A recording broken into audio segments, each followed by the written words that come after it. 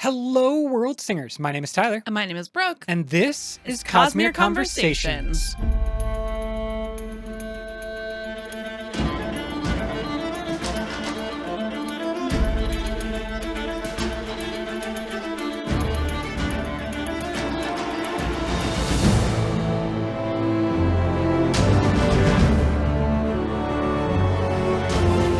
This is a special recording of our Stormlight Archive Part 2 Theorizing panel that was done at Dragonsteel Nexus 2025. So you are going to hear the audio recording from that panel. Make sure you stick around to the end where we will be answering some of the audience questions that were asked after the panel ended.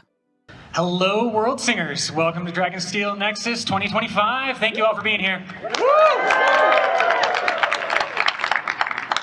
My name is Tyler Shotwell. I'm one of the co-hosts of Cosmere Conversations podcast. I am joined by Marty, Vaughn, and Jaden Feddock from the Next Chapter YouTube channel. And let's give them a round of applause. We are your casual fans of the Cosmere, your average fan, but love to hang out with y'all. And then we have Hayden Gray, who is from the Fantasy Fan Fellas podcast, and he was a producer on Fantasy Fan Girls. Everybody give a round of applause for Hayden.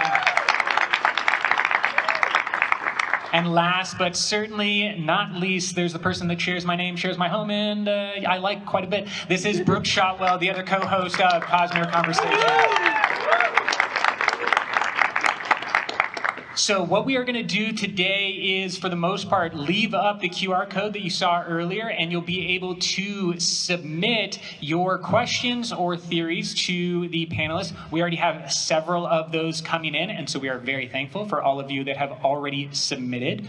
We have each prepared a theory that kind of like struck a chord, felt good to us to talk about when we are looking at the second half of the Stormlight Archive, and like where we're going after Wind and Truth, and maybe how those things connect to the broader Cosmere. But we also have plenty of time to bring in theories that you all have proposed as well. And so I think that's going to definitely happen.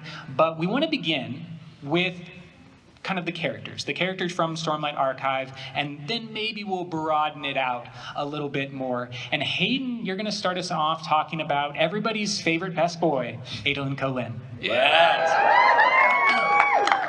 So I believe that Adolin is going to bond with the Night Watcher, making him the third bondsmith, and maybe become the new vessel for cultivation. Oh! Ooh. That's a bold theory. And I'm saying it with my chest. As we moved into the second half of the first arc, so much of Adolin's storyline was built around not feeling like he quite fits into the war. He's surrounded by radiance and enemies with godlike powers, and he's still just a man. Quote, "I want to be enough," he said. "I'm nothing more than a man with a sword and armor. That used to be enough. Once he'd been the best. Now that didn't matter." But inadvertently, I feel like you could argue that he's already done that work by founding another order of the Knights Radiant with the Unoathed. And I think that the work that he has done with Maya, who's a cultivation sprint, and the Deadeyes has gained cultivation's attention and will lead to him bonding with the Night Watcher. But I also don't think that it will have any effect on his bond with Maya, because their bond and that of the Unoathed is more based around choice. And we've seen from Shallan that bonding with two Sprens is possible. So Adolin will represent a new idea of what is actually possible between humans and Spren, and he will carry on Dalinar's duty to unite them, but in this case, it refers to Spren and humans. As more Unoathed Spren begin to bond with humans, the possibilities for human and Spren collaboration will grow, and I think maybe Spren can even start saying their own oaths as well. Interesting. What's that? Start wielding humans as Shardblade. Yeah, literally that, yeah. Slightly more painful than when Sprint are, yeah. But ultimately, I think Adolin's usefulness was always tied up in his ability as a fighter, but through his work with Maya and the Unoathed, he will learn that he can make a much larger impact through uniting people like his father. And ultimately, the power he thinks he needs to help the cause is irrelevant. It's more empowering others that makes him the critical piece that he can be. And thinking back to the quote I mentioned earlier, it sounds just like something that Dalinar would have said as he started to distance himself from his violent identity of the Blackthorn. His power will not come from a weapon, rather from the bonds he helps people forge. That's my theory. Wait, okay, but what about the cultivation piece? Because how is Adolin going to become cultivation's vessel if cultivation's not on Rashar? So that is just a vibe that I have. But I do think that as I was reading through Wind and Truth, I really felt some indirect Sazed vibes from Adolin. And I feel like when Sanderson writes a character who is truly lost and doesn't know where they fit in, how to work through the world anymore, that means that there's something really big coming for them. Yeah. And so I kind of think that's where I'm going with. And cultivation, I think one of the theories that we potentially were thinking about talking about was cultivation and her retribution. And I think Adolin is going to feel some level of wanting to have revenge on retribution with the killing of Dalinar. So the cultivation, the evidence is not quite as strong, but I think the Night Watcher thing feels really plausible. We love a theory from the heart. Yeah. So we've already made clear that there's going to be lots of spoilers, of course, for Wind and Truth and everything. Yeah. But for the other books too, read Wind and Truth, leave now. Are there other books as well is everything fair game? I apologize for doing a very poor job as moderator and not warning everyone up front. This is #all spoilers. We are talking about the future of the Cosmere. Every book can be talked about. I don't think that, this theory itself brings in other... Nothing happens to Sazed, by the way. I was just... But yeah, if you want to go for it, bring something else in. Just kidding. I actually like your thoughts here on the Spren. It's really interesting. Specifically, and that's why I bring up spoilers from other books, the Sunlit Man starts having some really interesting ideas on where Spren might potentially go with their own abilities and what's connected to someone and what's not still as well. So I think there could be something there as well. But I mean, I like getting cultivation back. If not for the guilt trip alone, to come back to solve the problem. I think it'll be an exciting retribution, in a sense. That'd be fun. What I would love is just to get a vibe check from the audience. Maybe let's do 2 claps for this one. If you are vibing with this theory from Hayden, give me 2 claps.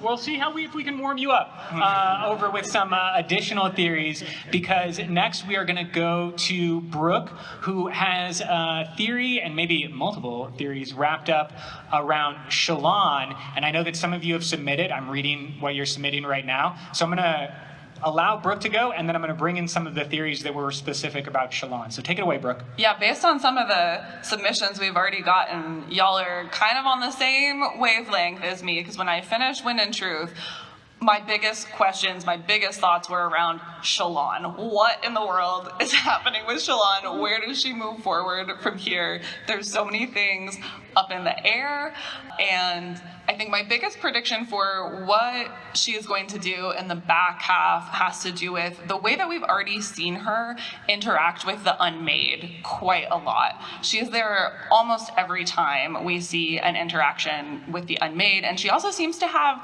kind of an affinity for knowing how to connect with them, this empathy that we see that's necessary to kind of neutralize the Unmade in some way or to change them.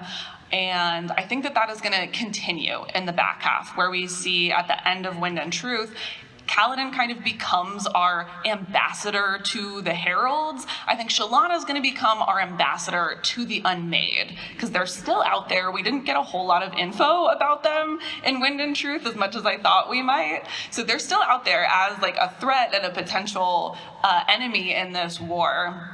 I think Shallan is gonna help neutralize them, because we also get a lot of hints about the insane powers that Shalon has as both having 2 Spren bonds and being the daughter of a herald, which definitely is going to give her some extra abilities.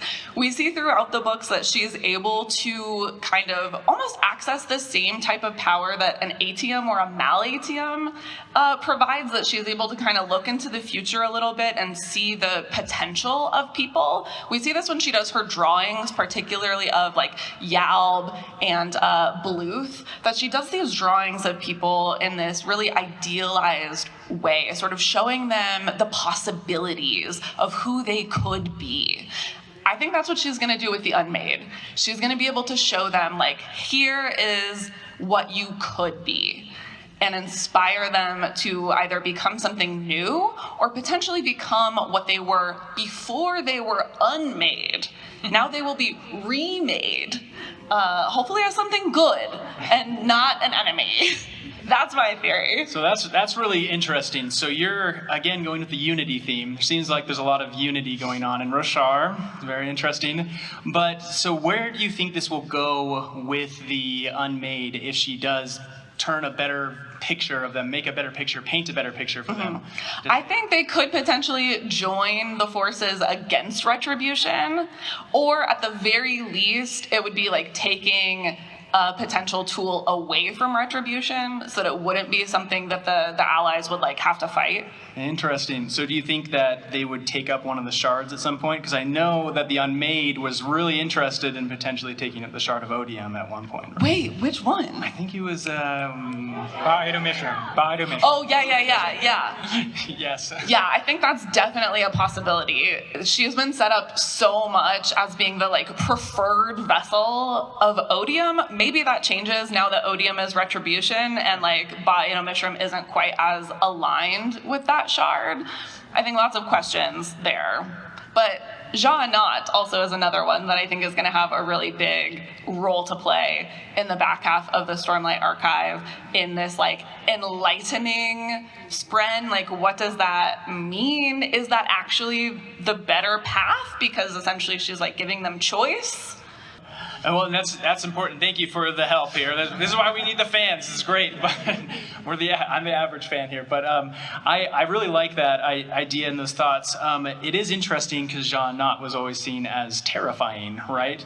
And so hopefully maybe Shalon can take off some of the blunt edge of that terrifyingness that is there. I don't know if you have an opinion if a Teravangian or Jean-Not is more terrifying, but...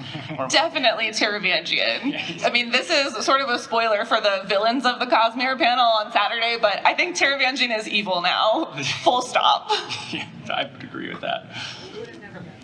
Hayden or Jaden, any thoughts on the Shalon development in the second half?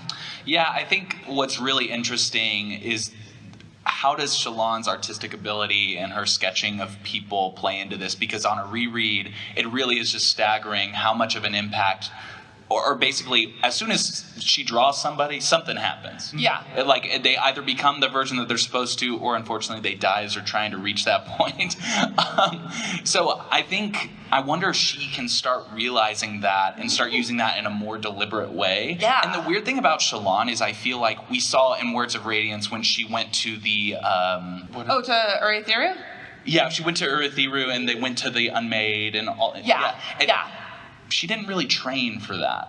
She seems to kind of intuitively know all this Exactly. stuff. And so, and of course, Shalon's an unreliable narrator because of all of her forgotten memories. Was she ever trained to do this kind of stuff, or is this something she just intuitively knows? Well, I think this also comes back to her being the daughter of a herald, that she has some unique ability to access both the cognitive and the spiritual realms that even a normal radiant wouldn't have, and that helps her sort of access, again, the like idealized version of who a person or potentially an unmade could be. Right. Yeah.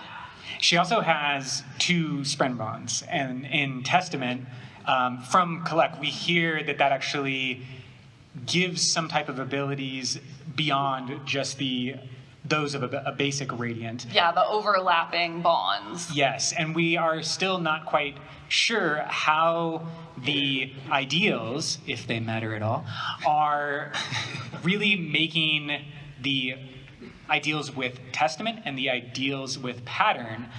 Are those boosting, the existing radiant powers, or is it only a function of Shallan's daughter of a herald power?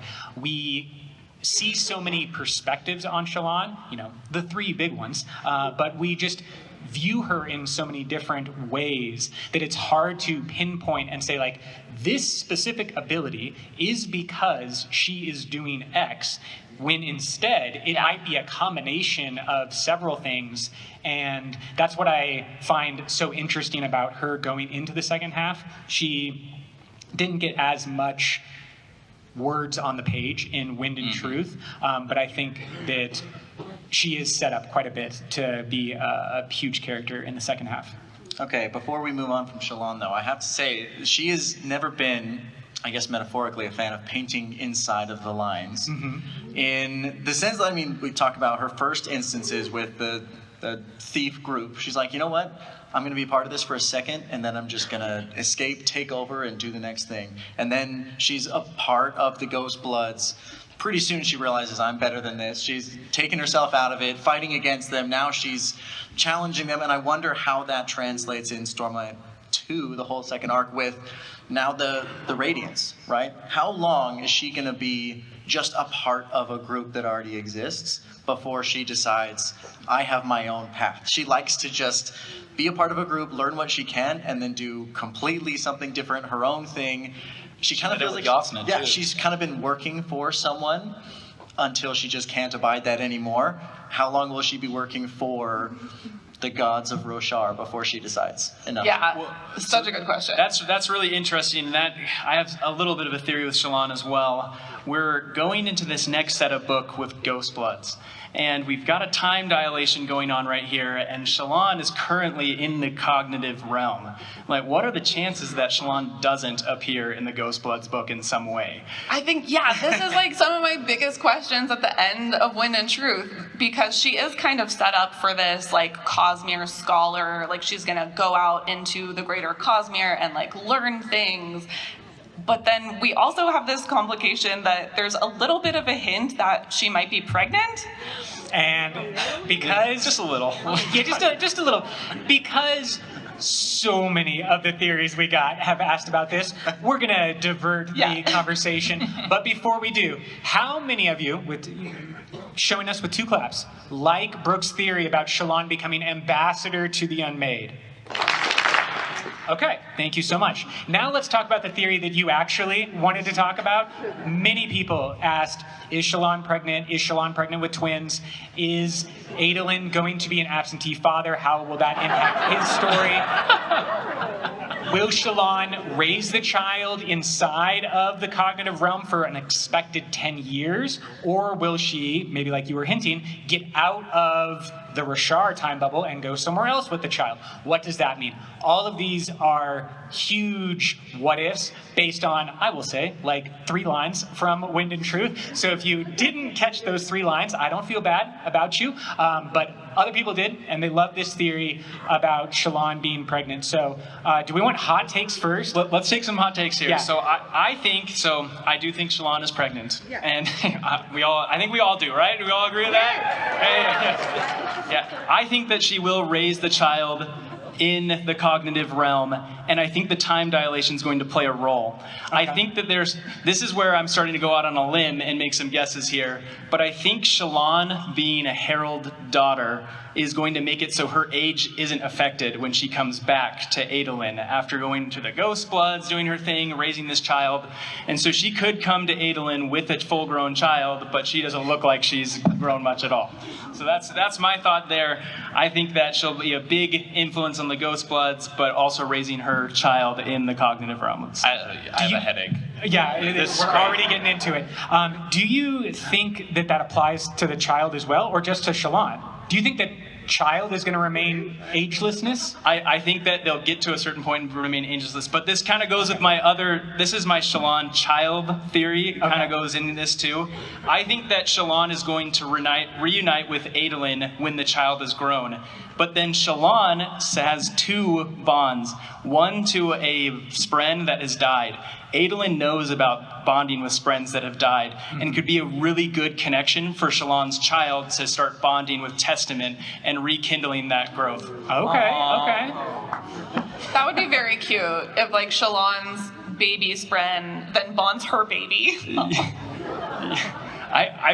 You guys warming up to that idea at all? Any other hot takes on Shalon's baby? I want to get a quick vote from the audience on some of these audience theories we've got submitted. Sounds like we had two different camps, or at least a couple different options. Okay, yeah, so let's just do this. We're going to go, yes, I think Shalon is pregnant. Show me 2 claps. Okay, a follow-up, only for the people who did the 2 claps. Don't lie. Yes, I think Shalon has twins. 2 claps. Okay, much smaller. Wow. Okay. And then, I do not think Shalon is pregnant. 2 claps now. Be proud. Okay, I can't even share my theories. I've been demoted to the role of moderator because my theories are too far out there. I want to hear your theories. I think that there's a question still about this pregnancy, okay? I do love the idea of twins. I think that there's something unique about... Go ahead. Yeah, I think we should say that this theory is in large part coming from a line in Isles of the Emberdark. Yes. Yeah. And there's... Which line is this? Specifically? When Starling and Hoyd are in the Dragon Spirit Shores, he asks Starling if she's like seen the twins or talked to the twins. And so people are taking that and thinking maybe these are Shalon's children who might be, meandering around the cognitive realm. There's one read that is about Hoyd's own children, and many people have thought that as well. But because of this line and the fun speculation that y'all get into, many people are assigning it to Shalon's twins, potentially. There's also been some questions submitted about like what does it mean to be born in the cognitive realm, or like to grow up in the cognitive realm. Does that impact you in some way? I think, if anything, the bigger thing that would impact the child would just be being the descendant of a herald, and there's still like so many questions about what that means for Shalon, but then also for everyone like downstream. We see in Warbreaker that Ciri and Vivenna are like great descendants of a returned, which is essentially the same as a cognitive shadow. They have the ability to manipulate their appearance. They might have other abilities that we don't see on the page, since we only have one Warbreaker book so far that I'm very angry about. Yeah. Patient, it's coming. I wonder too, I also think there's just a cultural element to being raised in the cognitive realm. Sure. You're spending your whole life and you see oceans of beads, and then you go into the real world and you see water, or just like normal mountains or something. And I think too, there's an element throughout, there's almost an adversarial relationship that Spren have towards human when they come into the cognitive realm. But then would this person be a bridge just like Adolin? 2 claps, everybody. Come on. Whether you agree or not. But yeah, I think it's almost like, I think as we've seen through, in Rhythm of War, we had Navani learning to relate more to the sibling, even though the sibling hated all humans. I think this series has been moving towards a uniting of Spren with humans in a more equitable way. And if you have a human who is born and raised among Spren, they would understand them more. And also, they would probably come back to the world with just greater knowledge of Spren culture and the way that Spren work, which could be really valuable in the war that's still going on. Kind of coming back to your original theory about how Spren could potentially make their own bonds and become more of their own entity. And the one thing I didn't touch on that was I wonder if as Spren start to make these O's, if that allows them to start to manifest in the physical realm as their true forms.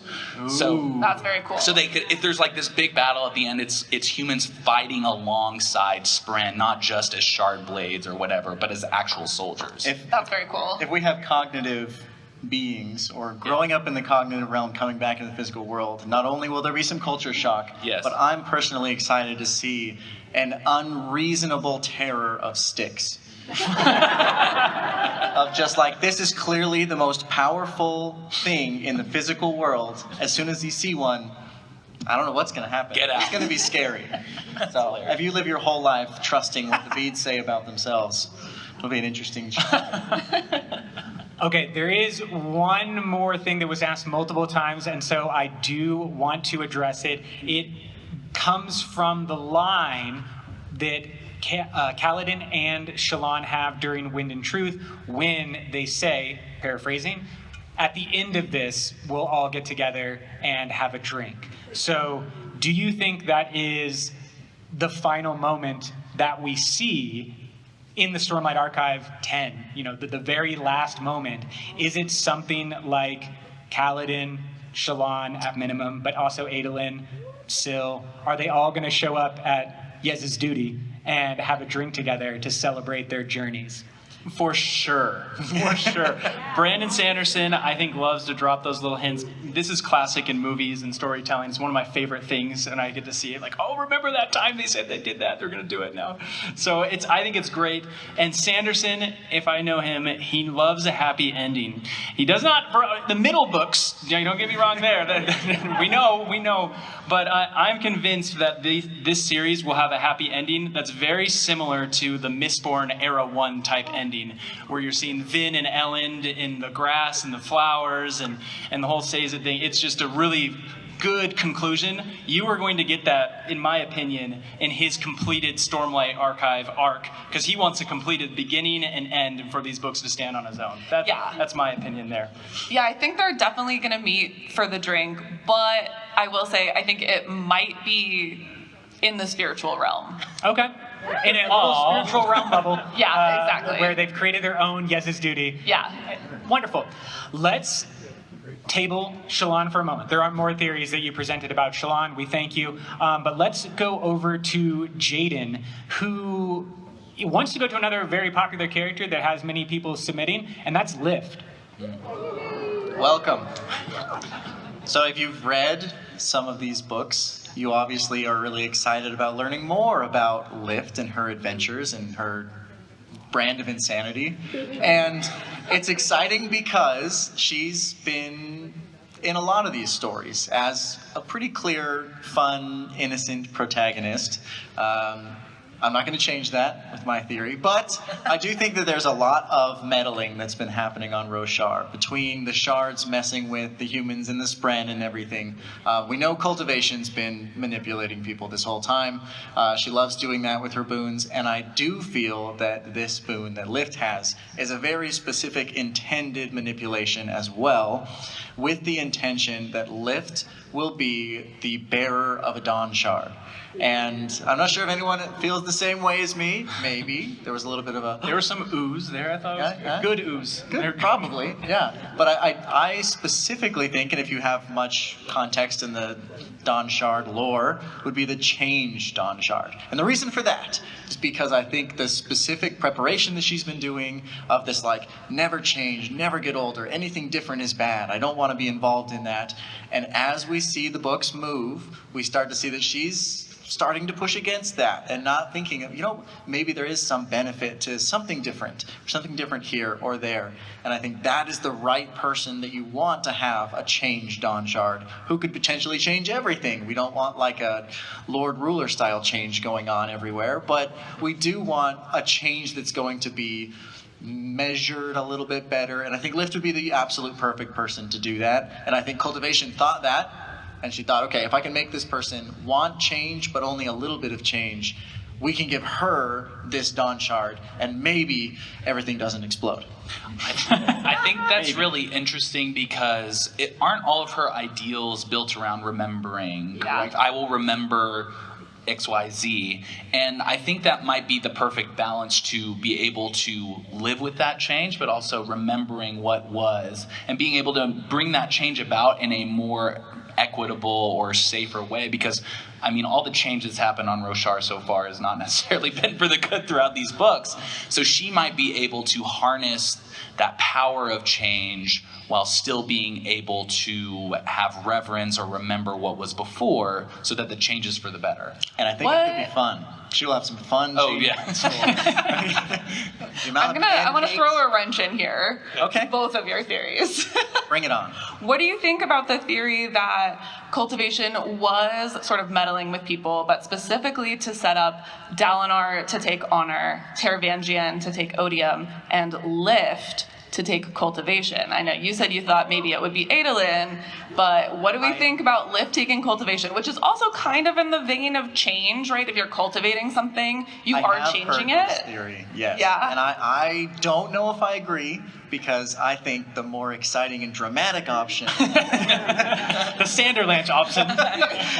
the most dramatic option could be more exciting for the story. But I think it's because she is going to develop a very adversarial relationship with cultivation, like everyone else who's gotten some sort of weird boon from her. There's this you kind of ruined my life and you set me on this path that now I don't know if I really want. And she's sitting there just excited about what might happen. I don't think Lift, she definitely holds grudges.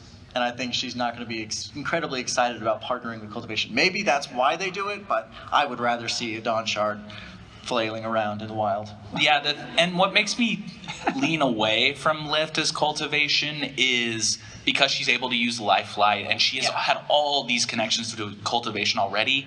I think it's a little bit more of a misdirect of what we're supposed to expect will happen, but it's not actually going to happen. Because every time someone has picked up a shard, except for maybe Dalinar, it's always kind of been someone we didn't quite expect. True.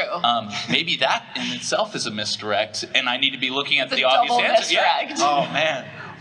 Well, cultivation, though, I think she does have a lot of self-interest as well. And that's shown in the end of the book when she flees Roshar. And that makes me feel like maybe she was worried about what's happening with retribution and everything, but I guess it also could mean it's part of her plan and now I'm peacing out because I'm done. Like, that's another part too. But yeah, I think she has more self-interest than to sacrifice herself and her power and to give it to Lift. That would be my There's no way counter. she thinks she can manipulate Lift. I think she's seen enough that she's like, maybe that was not the right choice for Well, and Lift has like a new mentor now. Yeah, let's talk about that a little bit more. Yeah. Vasher is now, interested in Lift and has taken on this role as mentor, which we've seen him begrudgingly take on in Warbreaker, but we imagine that went on and continued with Vivenna until the point that she becomes Azure and is like standing on her own.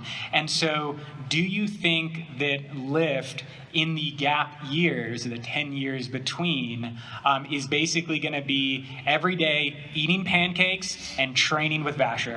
Yes, definitely. Sometimes kids need old man vibes to get them in shape. I just don't see her as the Karate Kid.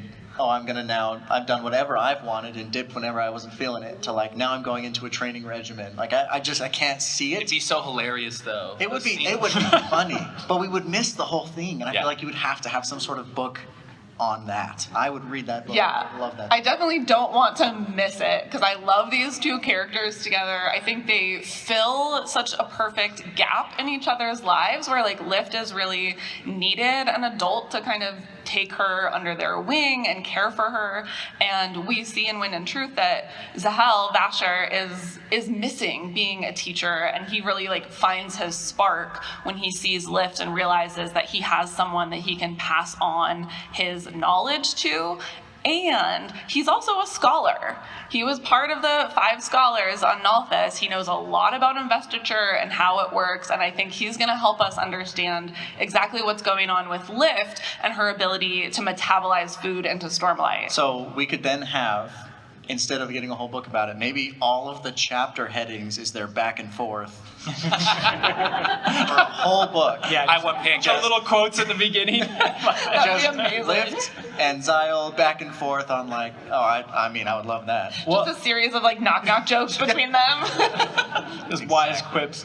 I actually do think this is good, and I could see it happening. I'm going to go on the side of yes, this could happen. You've already seen Vasher's interactions with Nightblood, and Nightblood already has that goofy vibe, and you see how he reacts to it, and he does it really well. It keeps him in shape and everything, and I think that would work well with Lift as well. Lift is probably going to be my favorite element of Stormlight Arc 2. It just has so much potential to be wild and exciting and intense, but hilarious. Well, Sanderson said it himself, too, that she's going to be one of the most important ones. Yeah, we do have a list, I think it was 5 or 6.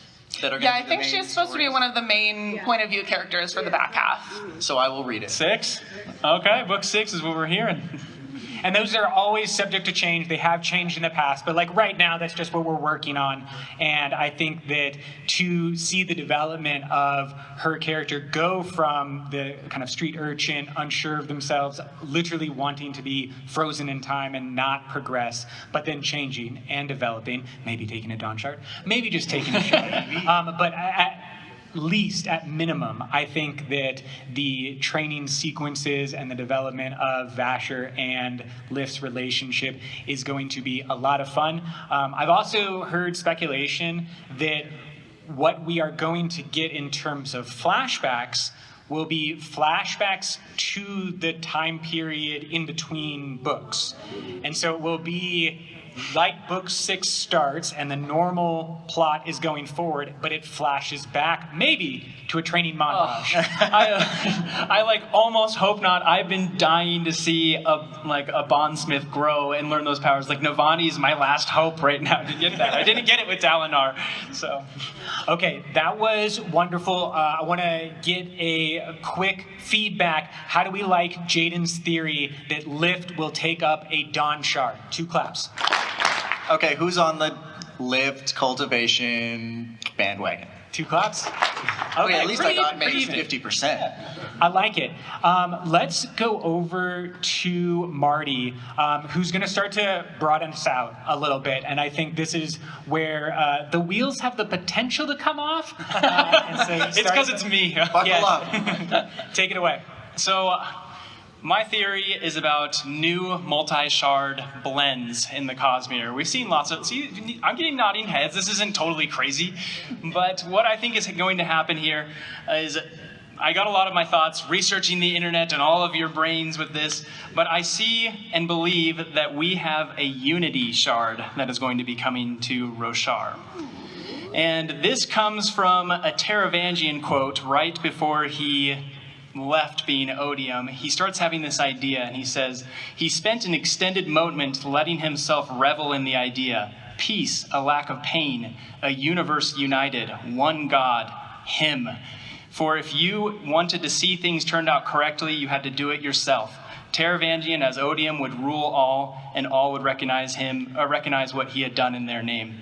And so you're starting to see these themes of unity, as we talked about earlier, across the different shards, all on Roshar, hanging out around each other. And so could unite them not just be a call to unite just 1 or 2 shards, but just all the shards on Roshar, all 3, to make a unity shard of Odium, honor, and cultivation. So that is that will be over the Stormlight Archive. Teravangian? Well, see, I don't think Teravangian is going to be that guy, but that's kind of another theory. I want to start with the Unity theory, but I don't think it'll be Teravangian. I don't think Teravangian survives the second arc of this book. Oh. So, what do you guys think? Are you good with this, or? I think it's definitely possible. My heart is saying that maybe Adolin is the holder of the Unity Shard. Yes, so It all comes back to Adolin. I love him. So I'm just trying to think of an alternative way it could go, and maybe I'm just stuck in referencing other stories throughout the Cosmere, but I've always imagined the end is going to be the blending of all the shards on Roshar. Yes. And so I don't know what the alternative is. So I think that there are more books that are going to be written after the Stormlight Archive, and so I don't think you're going to be quite there yet. It's going to be Mistborn Era 4 and such like that. I think you potentially could see something like that. And so that's where I think you're not going to see the full combination by the end of these books. Yeah. I do like the idea of Adolin picking up and becoming Unity. And that works really well because he's Dalinar's son, right? Carrying on a lot of that Unity path. A lot of the things that he does unites groups with his laughter. He's uniting Light Eyes and Dark Eyes and other groups in Roshar, as well as the Spren that have died, and then the Spren that are alive, and these things. Yeah. He's got lots of potential for Unity as well. And I do have a theory on how that could happen in a minute, but I don't want to go there. I love the idea of unite them. It started in Way of Kings. He thought it was the High Princes, and then he thinks it's going to be just the world in general. And then now it's becoming potentially the shards. And so I thought it may be Spren and human. So I feel like unity is kind of the end point for sure. I think it's super plausible. I love the idea of like the visions saying unite them and thinking, come on, shards, and then be like, oh, the High Princes. And she's like, Oh my God. we are 20 years away from him understanding what's going on here. Yeah, and I will throw in here for the last part of it is I do think that the Unity Shard, this is hopefully this is not totally out there, but will be combined with a fourth shard, and I think the fourth shard, Valor, is hiding on The fourth moon. The fourth moon, yes. I believe the fourth moon theory. I think it's right. Are you guys on board with that? Oh yeah, we're on board. I'm obsessed with the fourth moon. I was reading about this and it's so fascinating because you've already got a moon that represents like each of the different gods. They're even matching with the colors. You've got one that's blue, green, and purplish. And then we find out at the end of this last book that there was a moon that was a fourth moon that was all of a sudden buried under the Yeah, it's like shattered embedded plains. into the planet in such a way that it prevents the other gods from like seeing what is there, which seems like the only other thing that would be able to do that would be another shard that would have that power. Yeah, so there's definitely a theory that could perhaps be Valor that is secretly on Roshar. And I could see Valor being used to kill Retribution and potentially Cultivation, just to like reset things, using the Valor, the bravery and courage that you have of Valor to sacrifice everyone and then create a Unity Shard. So is it Valor and Cultivation combined, and then it's Retribution versus Val Cold? I didn't go that far into like who dies first. Yeah. But I think Taravangi is Taravangi. New nickname here. I think Taravangian is taken out by Valor. Okay. Okay. Oh, wow. I think that there's another element of this, and I know we just threw like 5 different theories at you all at once. My bad. No, it's perfect. Because like this is when we start to really expand outwards and look at how all of these different things connect. The concept of the fourth moon and just the general fourth moon theorizing as connected to Valor. I was just speaking with someone last night who said, it could actually be a big reveal because so many of the elements of Alethi society or just Rasharan society in general are not actually tied that closely to honor. Yeah, because honor is more defined as just like Oaths. oaths and keeping oaths. Right. It doesn't necessarily have to do with actual like valor, Like going into valiant. battle, being brave. Yes. Yeah. And so if you had this kind of like misdirect, again, that like classic Sanderson misdirect, where the Alethi are saying like, we are honorable, but they are actually practicing and following Valor, Valor can stay relevant, stay powerful, maybe become one of those true tones of Rashar, but on the down low. Plus, if we have them trying to build a rebellion against Retribution, Valor would be so helpful for this little rebellion group to be able to like draw upon. Yeah, very, very much so. And I want to add into like the hints that we've been seeing here too. I saw somebody quote Taravangian right before he kills Odium for the first time. He's feeling scared and nervous about it, but then he feels this feeling that describes that he hadn't felt before, and it describes it like I'm having courage and like the determination to be able to do this, and he uses that to be able to kill Odium with Nightblood. That's that really could be interesting. The remnants of Valor pushing him to be able to. And specifically, just to bring it back to Adolin, as we always should, the unoathed. Making an oath is of honor. The unoathed are of valor. Ooh. Oh, look at you guys. I got a new from you. All coming together. Yeah, exactly. Always got to bring it back together. Is there any other aspects, Marty, that you wanted to present in terms of shards coming together, or can we throw it out to some of the fan submissions?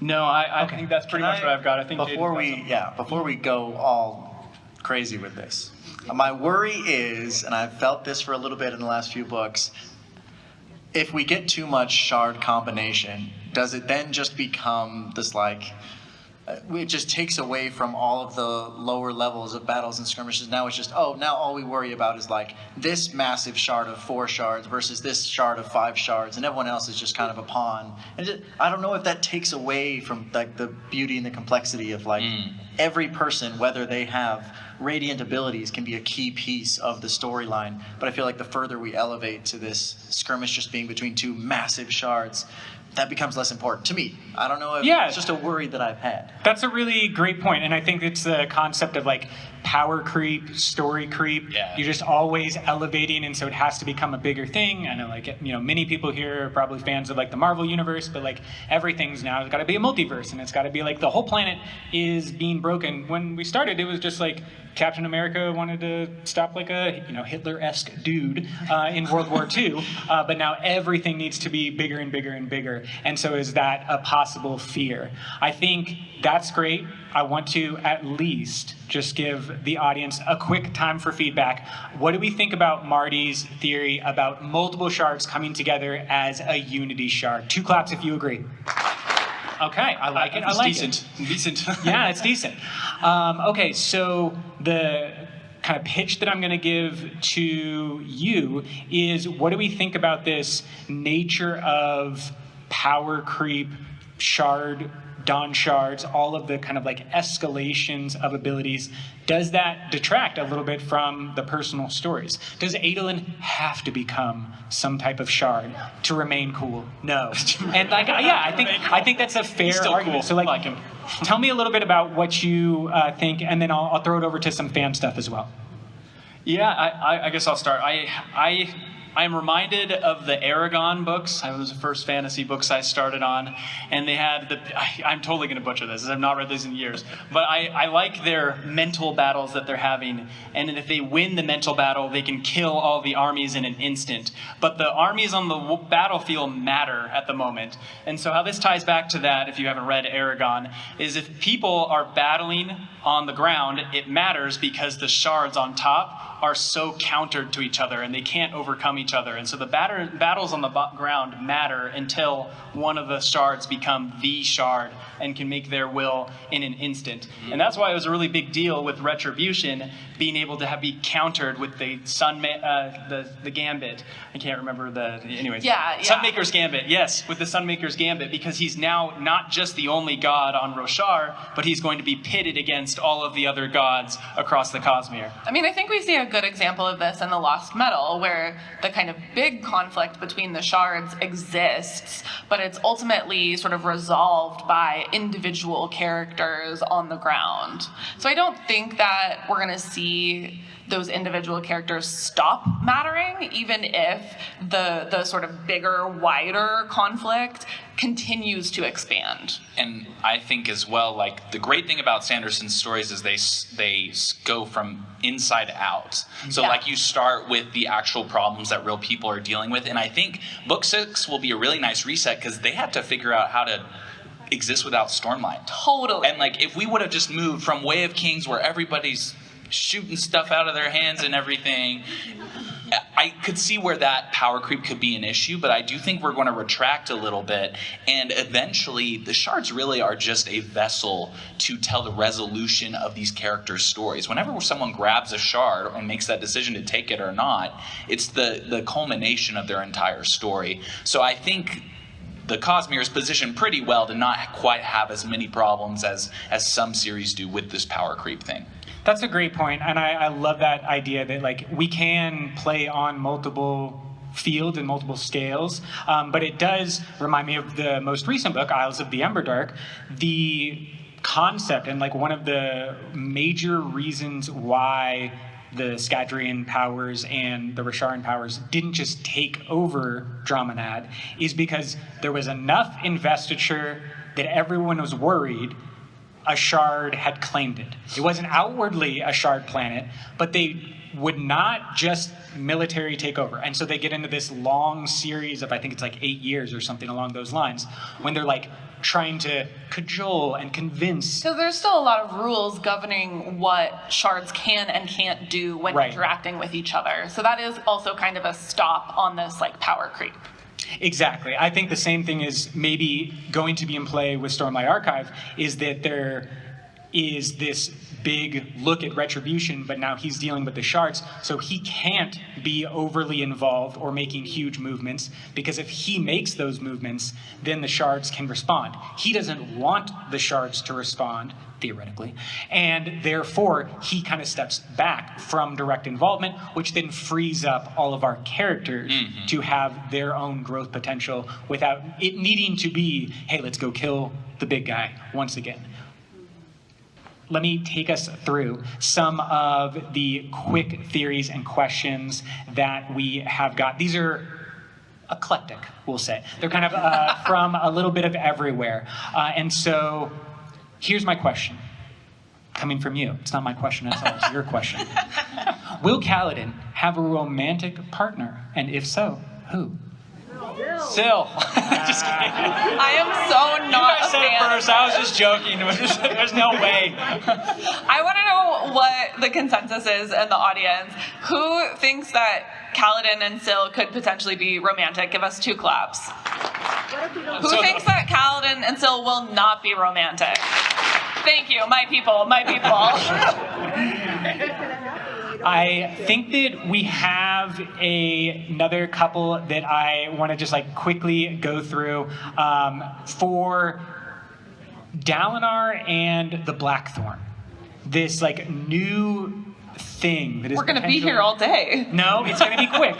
we have an allotted amount of time that I can't go over. I want to, but we have podcasts for that. Follow us afterwards. I think that the concept of the Blackthorn separate from Dalinar. Like Dalinar went to the beyond. Dalinar is no more. Brandon said that in a Word of Brandon interview. That it's just like Dalinar is gone. But what is this other thing? What is the Blackthorn, and how will that Blackthorn come into play? And to bring it to a very specific question, do we think that Gavinor will eventually face off against the Blackthorn, and we will have a redo of the battle we saw in Wind and Truth, but like a fair one this time? Woof. 2 claps. Hayden wants to 2 clap that. Okay, let's get your opinions first, then I'll go it back to the audience. I mean, my opinion right off the bat is I was super disappointed to see what the list of characters in Arc 2 was going to be, and then read Wind and Truth and be like, he's not even on the list? Like, he went through so much, has such a journey that we don't know anything about, and he's just like, he's right there as a potential story arc, and he's not on the list. I was shocked and a little bit sad about that, so I would hope that happened. Okay. I think that Dalinar got a satisfying ending in a lot of ways.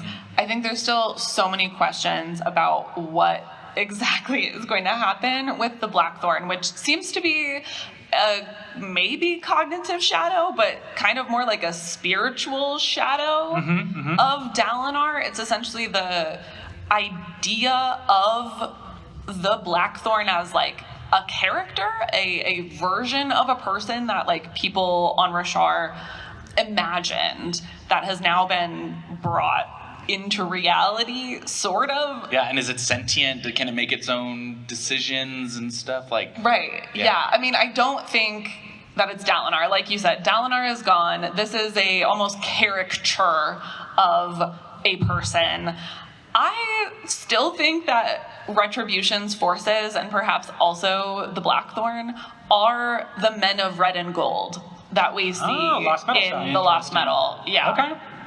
Yeah, because we have Like the exact same ones, like the ones that are coming out of the portal. It's not Yeah. from Autonomy. Oh, interesting. Wow. because that would represent a move of Retribution's, but not directly. Like, this is Autonomy's action. Autonomy is attacking in the Lost Metal, but if he was doing that backed by the military forces of Retribution, that would be a way for Retribution to like move attention towards Autonomy and away from themselves. Yeah, and I don't have the quotes, but there are a few references to the same colors in like Retribution and Odium's parts in Wind and Truth. So yeah, Interesting. like you said, Do you remember- podcast episode incoming with quotes? Do you remember that the red and gold was actually those people, or just a prophecy? Because I'm thinking about how there's that time bubble, and we show Wit getting thrown back into Mistborn Era 2, and I kind of feel like they're probably still in that time bubble, and so maybe wouldn't have time to have that alliance with Autonomy and So it seems Odium. like we see Hoyd transfer over to Scadrial, but then we also hear a conversation between Thydakar and Shallan, and Thydakar mentions that years have passed for Scadrial versus Rashar because of the time bubble, and also that they've recently had some kind of crisis on Scadrial. I think this is saying that basically all of Era 2 happens in like 2 pages of Wind and Truth. Right. Because about 7 years, Era 2 is about 7 years. I think about 7 years has passed already. By the end of Wind and Truth, we've already gotten to the end of Era 2. Which is 6 months, just as a reminder. Like On Rashar. On Rashar, 6 months has gone by for Shallan. She's like walking through the cognitive realm. And so the theory, like trying to line up where Scadrian or standard Cosmere time and the Rashar time bubble, it would be 6 months equals 7 years. And then our expectation, based on conversations Brandon has had, is that and from Hoyd and Thydakar talking, just from Thydakar talking to Shallan, saying that he thinks the merging point will be about 70 to 80 years in the future, which then can line us back up with what Brandon has talked about, where Era 3 of Scadrial is about 70 years after Era 2. And so theoretically, we could get the remerging of the timelines at the conclusion of Era 3, or maybe even during Era 3. So Ghostbloods would be starting when Stormlight Arc 2 is starting. Yes, or they're much closer in time at that point. That makes sense, and that would be, the last book might even be ending pretty closely. The last book of Mistborn Era 2 might be ending pretty closely to the start of Mistborn Era 3, Ghostbloods, if I'm saying that right. And so like that would make sense for the end of your timeline, that Odium, Retribution has had a bunch of time. He's been given more time to build his armies in Roshar because of the time decision, and then has started sending his armies of red and gold already at the end of the 4th book. Anyways, but I think I like your idea, especially because like that's what Odium wanted to do with Dalinar. He wanted to have him as his leader of armies and everything, and this is a pretty clever way of still getting his leader of armies to be able to attack the rest of the Cosmere. Yeah. And I think we see some of that in the next Stormlight Archive, Black 5. Okay, I have a quick one for the audience. Give me 2 claps if you think Hoyd's real name, the very first name, is Doug. I liked that one a lot. Thank you for that submission. Let's go to another question specifically about the resolution or the reappearance of Kaladin. Kaladin leaves us and kind of goes into their own spiritual realm bubble with the other heralds as a new herald. And how is he going to return? How are he and Syl going to return, if at all? Do you think that's going to happen directly on the page, like Kaladin has a big moment and he like slams back down on the ground and like, what up, guys? I'm back. No longer sad, now totally fixed. Or do you think that it's just going to be behind the scenes and like, you know, subtle mentions, maybe a little bit more like Mistborn Era 2 when it's like, oh, the street is named after Vin, or there's kind of paintings or symbols? I mean, the back half is said to be focused on the heralds, so I definitely think we're going to see all of them, including Kaladin. I would be shocked if we didn't get like an epic return moment. Yeah, and the new Oath Pact seems very different. Mm-hmm. There's seemingly going to be some new rules, not as torturous and miserable as the original one. We can hope. Yeah, perhaps there's a way in which they can come and go a little bit as they please. That's really all I can think of. I don't know. Okay, what I want to know is, what do we think about Batar? Because that lady does some bad stuff. And then they're like, let's refound the Oath Pact. And she's like, hey guys, what's up? Still a herald. Like, excuse me? What are you doing Wasn't that here? so crazy? What just happened? Yeah. What were you doing in the double?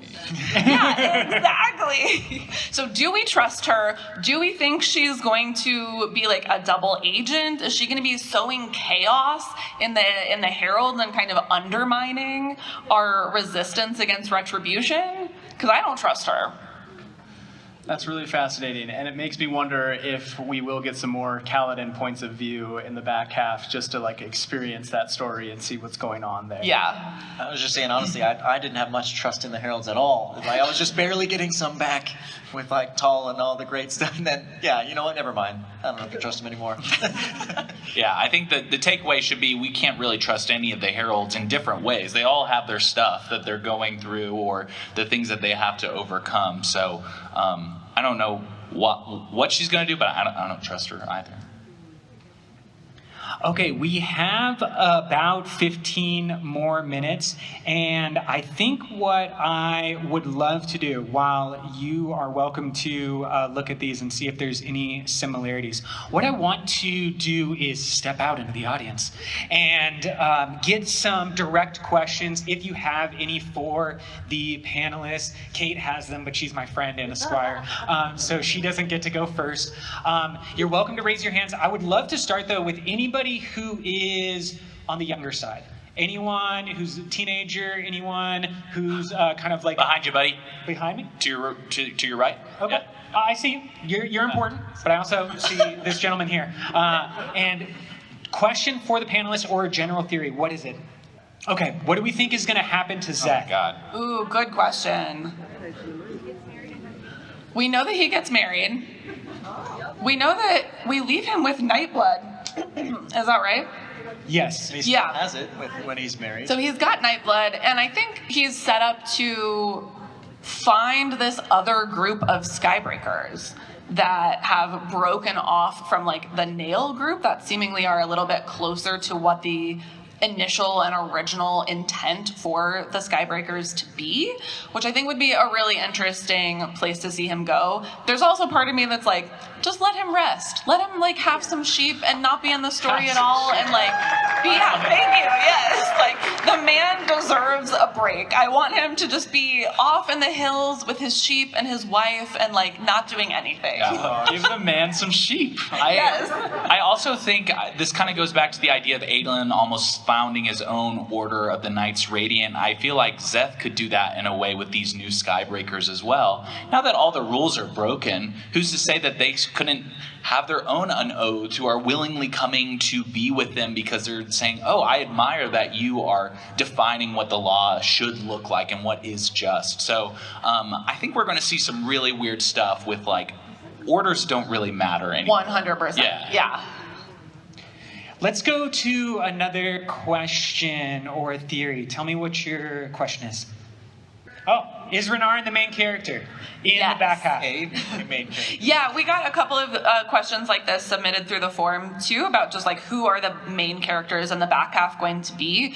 What we know right now from what Brandon has said, we're going to have Renarin lift Yasna, Shalash, and Taln. So as of this moment, that is like our 5 main folks in the back half. Obviously that might change, but that's what we're looking at, and I'm super stoked to see more from Renarin. I'm very excited to see some Yasna backstory as well. It's all about Liv's Yeah. story, to be honest. It's going to be great. There'll be a lot of good stories back there. You should read them next. Okay, fantastic. Anybody at all, no restrictions on who's asking questions. And let's go here. What's your question? Do we think we're going to see Sigzil and 12124 bond in the second half, or will that happen in between? Okay, so the question, do we think Sigzil and 1214 Ox are going to bond on screen, or is that going to happen sometime, off page? What do you think about their story? I think that's going to happen off screen. I don't know if we're going to see Sigzil again in the back half. I feel like we're just going to pick up with him in Sunlit Man. Do you think she could meet up with Shallan, though, in the cognitive realm? I don't know. I feel like they're going opposite directions. Because Sigzil and his friend are hanging out with the Iriali. It would be cool if we got to follow them with the Iriali, because what the heck is going on with them? Yeah, I think you're probably maybe we'll right. see them at Ghostbloods. Yeah, I think you're probably right. I think he's on the run at this point, and you kind of see that from Sunlit Man as well. And as he's on the run, and you get a little bit of their connection. So maybe in a side story someday if Sanderson gets around to it. But my guess is probably not. Yeah. Unfortunately. Got another question over here. What is it? Okay, what if Renarin and Relaine joint ascended? So instead of shards combining, what about a relationship combining and ascending together? Like 2 vessels of 1 shard. Unity. Yeah, 2 vessels, 1 shard. It's all coming together. I can't say I've thought about that at all. I have not even, yeah. Wow. I feel like I've heard at least once heard a theory. I have not heard that. Yeah.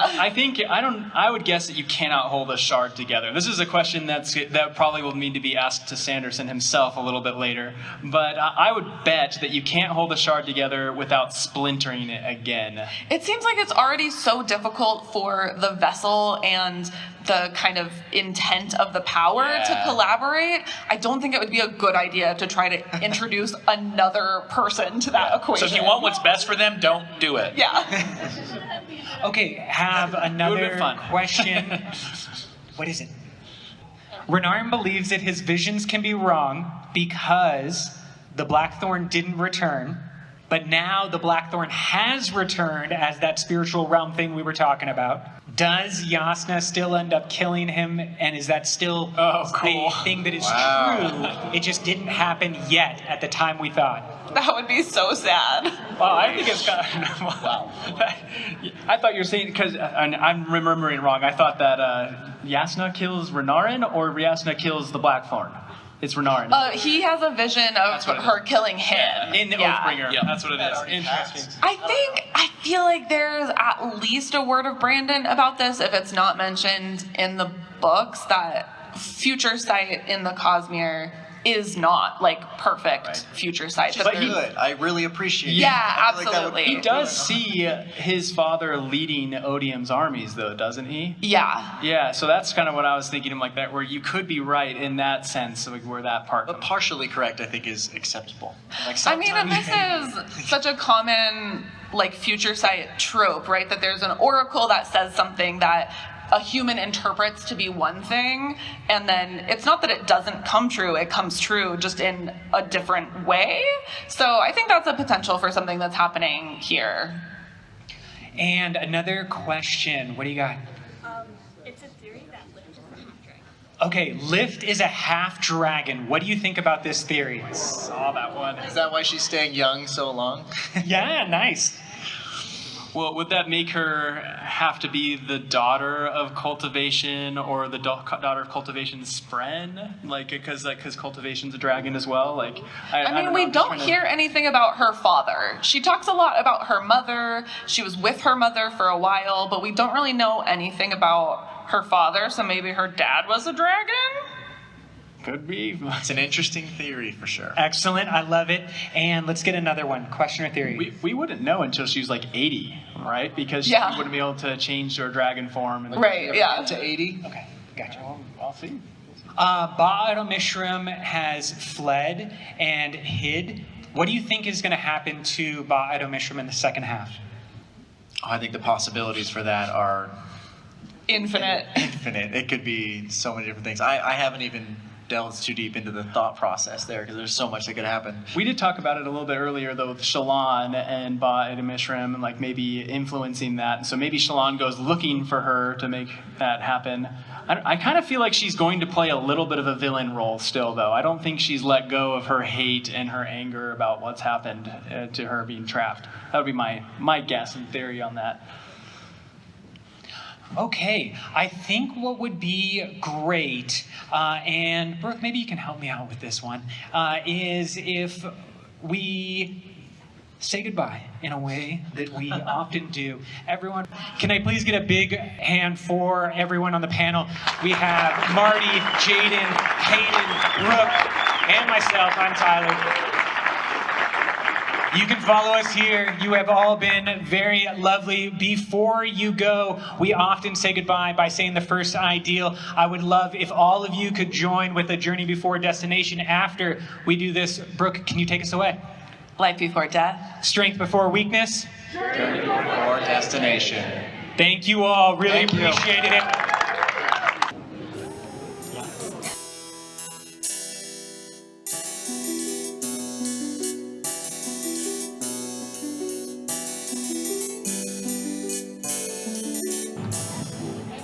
Could you tell me your name and if there's a specific person or group that you want your question to be answered by? I'll pass it on to them.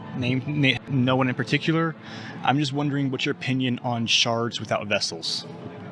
What do you think about this first question asked by Nate about the shards without vessels? We hear that shards without vessels are dangerous. And we hear this, I believe, from like the Stormfather or some other sort of character with some kind of authority. I do think that, I mean, shards are kind of dangerous no matter what you do. I think they're obviously dangerous with vessels that are mortal and fallible, but I also think that they're dangerous without any vessel to steer it. We hear a lot in Wind and Truth about the shattering specifically and how when Adonalsium was shattered, the attributes of godhood are now all isolated from each other. Right. And therefore are innately imbalanced, which I think makes them dangerous. So maybe having a vessel is better because at least like a human has more than one quality to try to balance out that all-encompassing intent of the shard. What do you think? Yeah, that's exactly what I think. I think a human or dragon or Shodel or, whatever, a mortal is balanced in a way that the shard power isn't necessarily balanced. And so it is good for the shard power to have a vessel that kind of nullifies the harsher aspects. And that's why I think it's so terrible when Taravangian locks in with like the purpose of odium, is because they are in so much alignment. I actually think the fight when it comes to the shard power is a good thing. Yeah. And we hear that reference with Ati, who is said to be a good person given one of the worst or most dangerous shards. I think what is most interesting about this question, though, is the shards that we know are vessel-less, which is devotion and dominion. Their vessels were killed, the shard powers thrown into the cognitive realm of Cell, a lot of chaos going on there.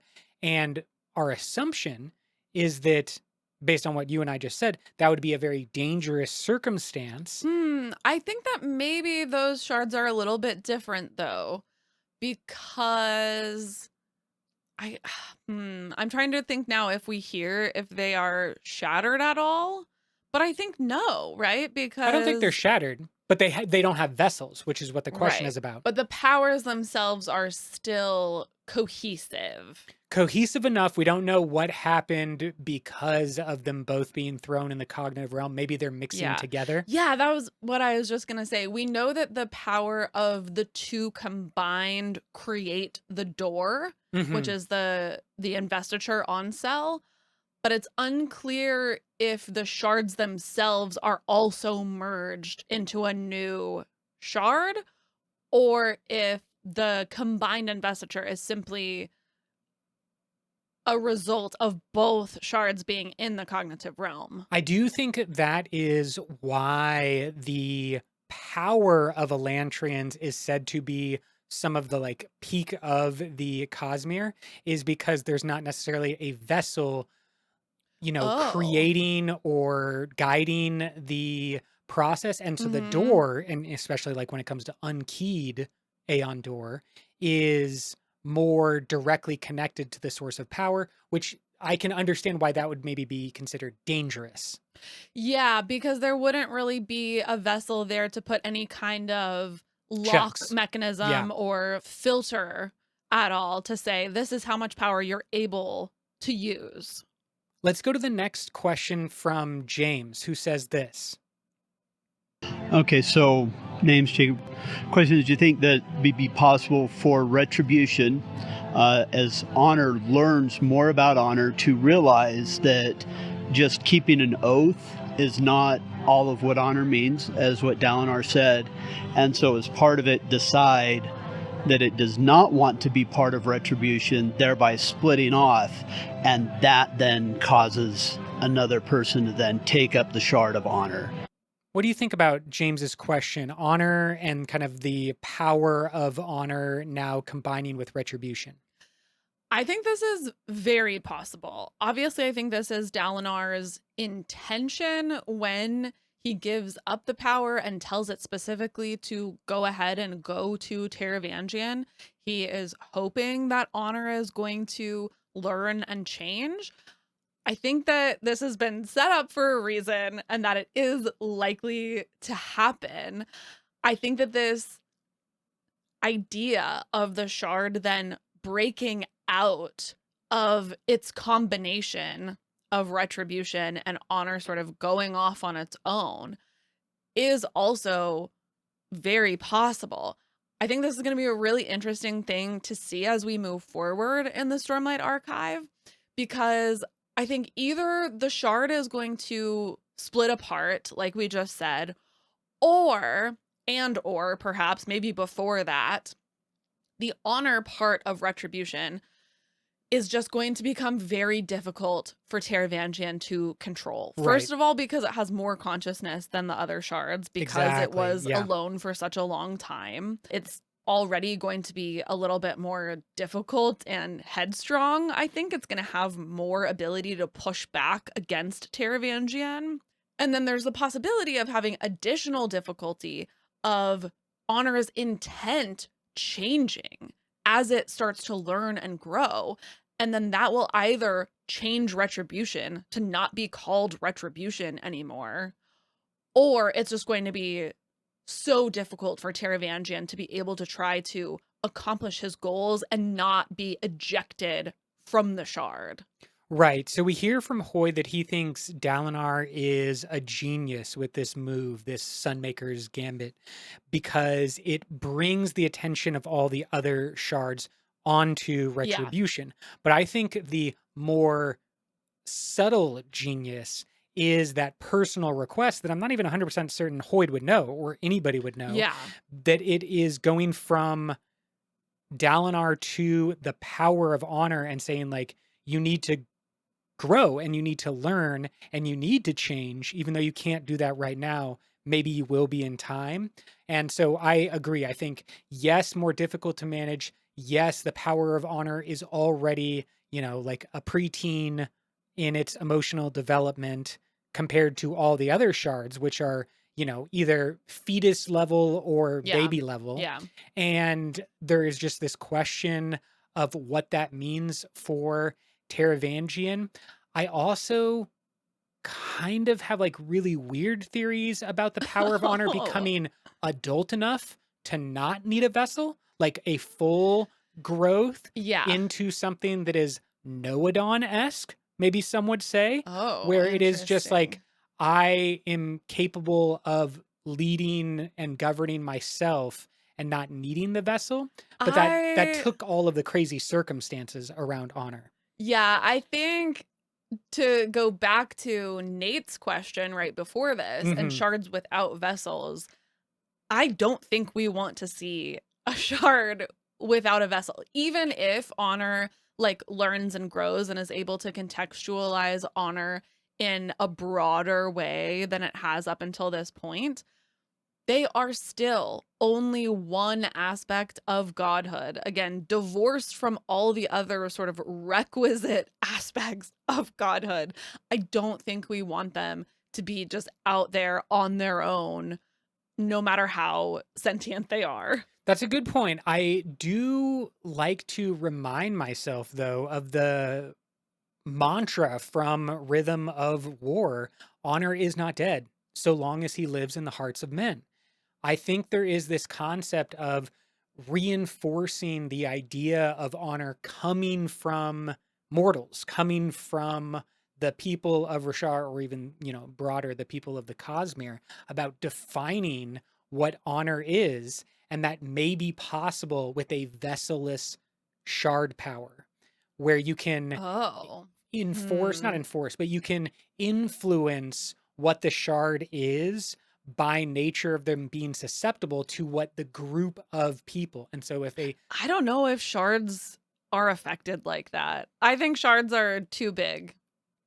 I'm reminded of that mantra, and that the honor spren believe it so much, and that it seems, important and valuable. Yeah, to me, that's more of what we see from Adolin in Wind and Truth, where he is acting honorably, even though he goes against the really strong emphasis placed on oaths on this world and in his culture.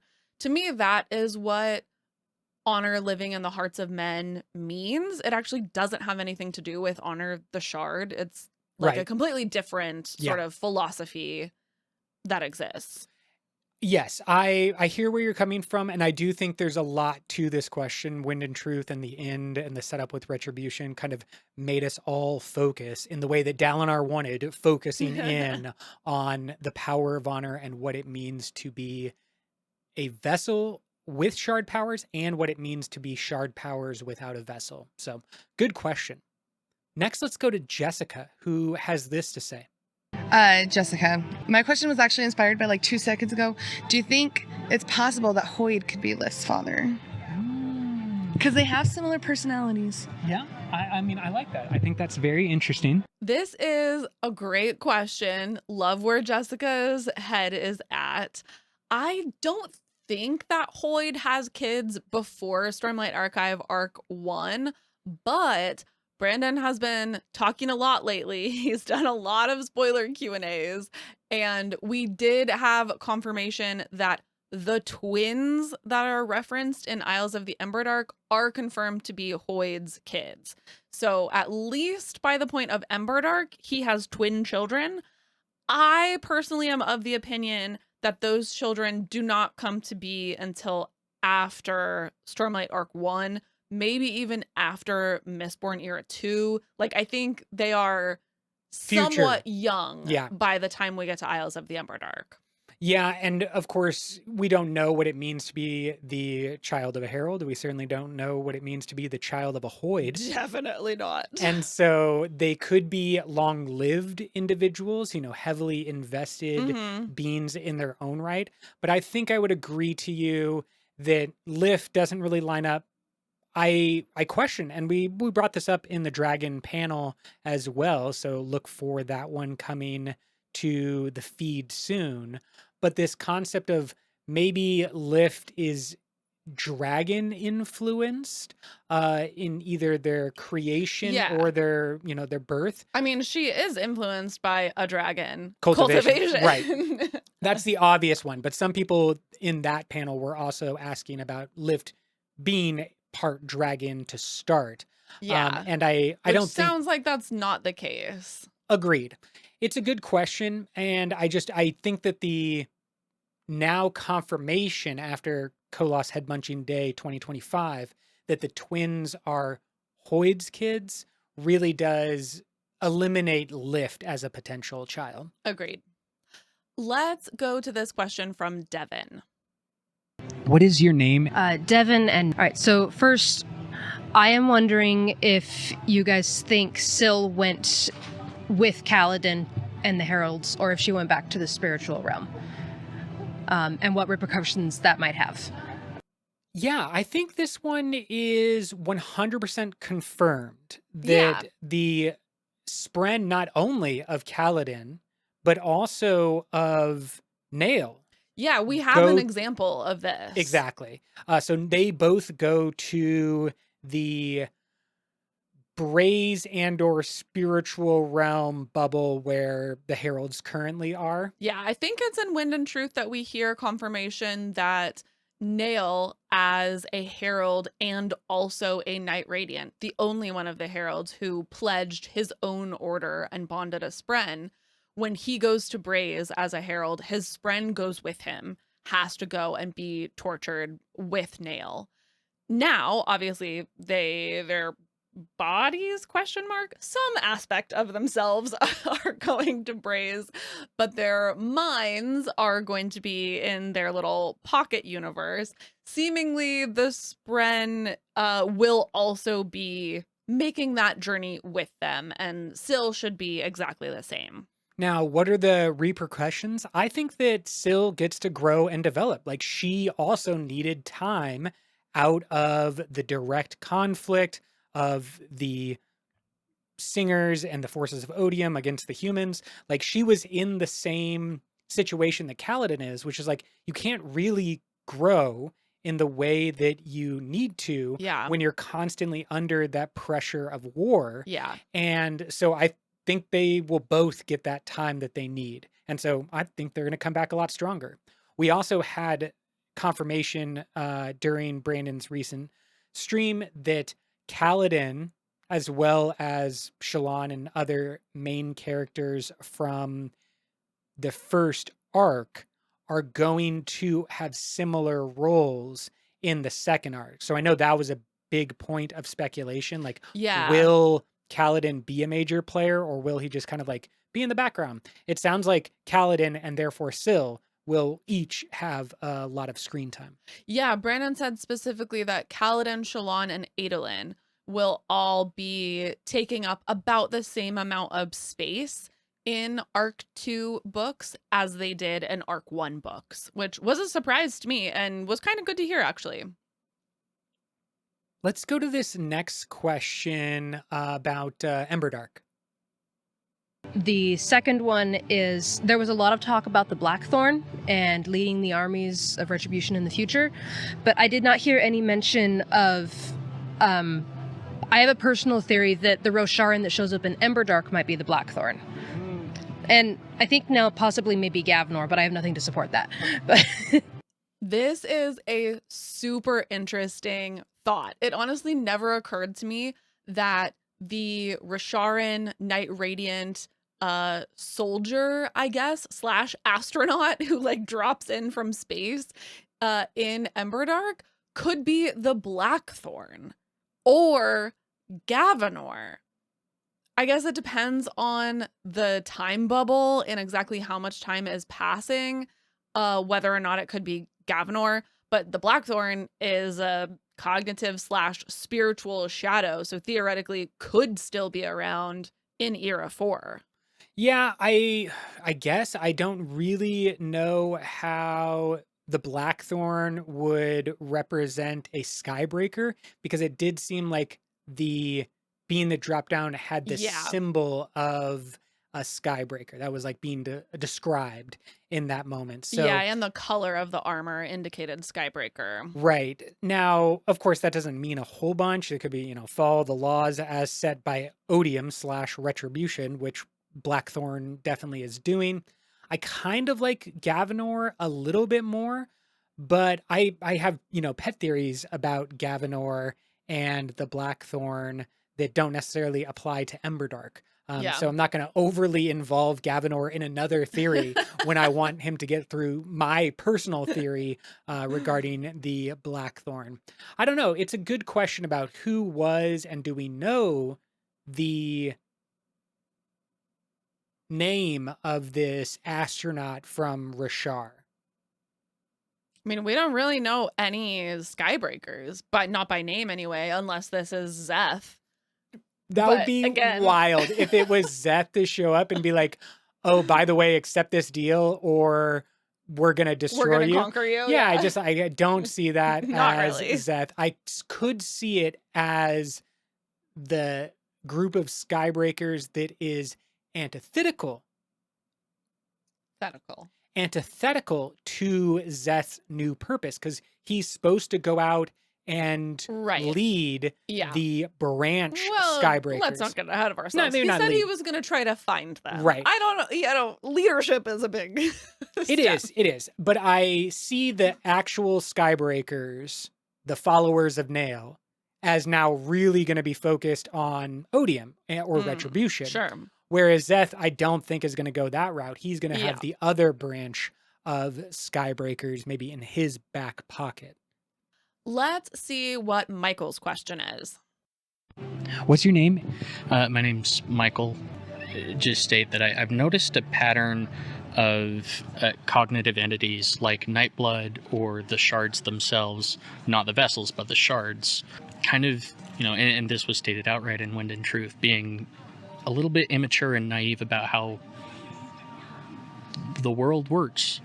We saw that Honor is basically a child after all this time, after these thousands and thousands of years.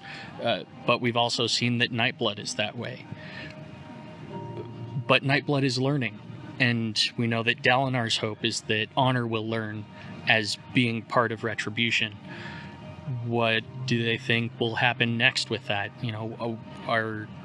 Is it something that is speeding up over time? Is this something where the progression is slower the more powerful of an entity you are? Yeah, this question about Nightblood and a comparison to the shards or even the honor blades is interesting. I do think that there's an immaturity, and I believe it goes back to what we talked about up front, this concept of only being a part of a greater whole. Like you can't have growth and development and maturity when you're stuck as one element of the broader whole. But I think the question is sort of alluding to the fact that Nightblood, we do see him learn, especially throughout Wind and Truth. We start to see the inklings that Nightblood is learning and maybe changing a little bit. And why has it taken so long? Mhm. Why is it only just now that Nightblood is starting to grow and change? Is this long timeline related to the amount of investiture? I think maybe yes. I think it kind of depends on like the gravity of the intent of Right, the yeah. investiture. Because if the intent is so strong, it can kind of wipe out the cognizance or consciousness that might start to develop. We know that any amount of investiture left alone for long enough will gain its own sentience. But I think if it is starting to come to sentience alongside this like overwhelmingly strong intent, that intent is going to suppress the consciousness, making that learning timeline much, much longer, or like timeline to cognizance much, much longer. I agree. And I think we can look at the examples on Rashar of that. What is the examples of investiture becoming sentient over time? The non-radiant spren.